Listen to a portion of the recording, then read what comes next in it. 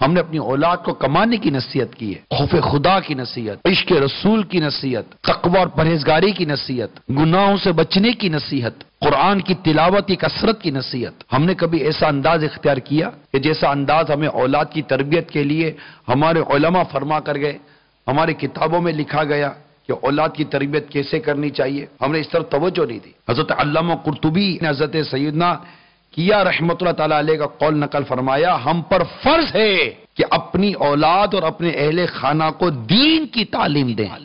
ہم نے ان کی تعلیم و تربیت پر عین اسلام اور شریعت کے مطابق توجہ نہیں دی۔ ارے تعلیمی ادارے کل کدھر تھے؟ یہ تو آج اتنے تعلیمی ادارے دنیا میں عام ہو گئے، اور تعلیم تعلیم تعلیم تعلیم کے نام پر ایک گویا کہ ایک شور مچا ہوا ہے۔ آخر آج سے چند برسوں پہلے یا 100-150 سال پہلے کیا کائنات نہیں تھی معاذ اللہ؟ کیا اس وقت لوگ نیک نہیں بنتے تھے؟ اس وقت لوگوں نے کیا علم و ہنر حاصل نہیں کیا تھا؟ کیا اس وقت والدین کی تربیت کے شاہکار ہمارے سامنے نہیں آتے تھے؟ کیا مسلمان اس دور میں ترقی نہیں کرتے تھے؟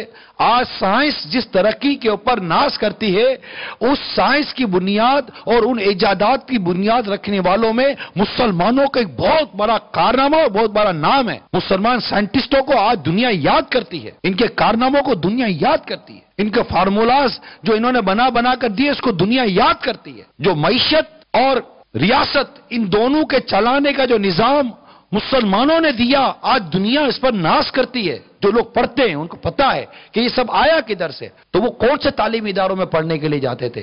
ان کی تعلیم و تربیت کے لیے جو بہت بنیادی چیز تھی وہ دینی تعلیم، دینی تربیت تھی۔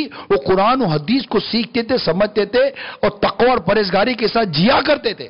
ان کی اس انداز سے تربیت ہوتی تھی۔